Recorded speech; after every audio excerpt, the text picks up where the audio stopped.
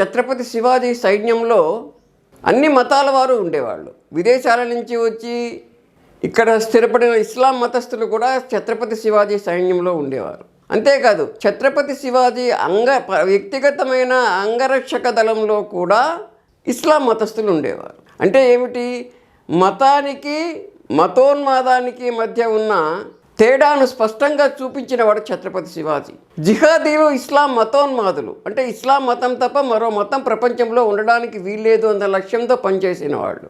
అటువంటి వాళ్ళే ఔరంగజేబు, అటువంటి వాళ్ళే షాయిస్తా ఖాన్, అటువంటి వాడే అఫ్జల్ ఖాన్, బిజాపూర్ సుల్తాన్లు. కాబట్టి ఇటువంటి వాళ్ళందరూ జిహాదీ స్వభావంతో ఈ దేశం యొక్క స్వజాతీయుల మీద దాడులు చేస్తున్న సమయంలోనే ఛత్రపతి శివాజీ మాత్రం అన్ని మతాల వారిని సమానంగా ఆదరించి వెలుగునకు చీకటికి ఉన్న తేడాను స్పష్టంగా చూపించగలిగాడు.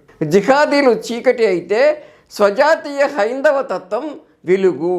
కాబట్టి జిహాదీలను తుదముట్టించిన ఛత్రపతి శివాజీ ఇస్లాం మతస్థులను మాత్రం మిగతా స్వజాతీయమైన సమాజంలోని మతాల వారితో పాటు సమానంగా ఆదరించాడు.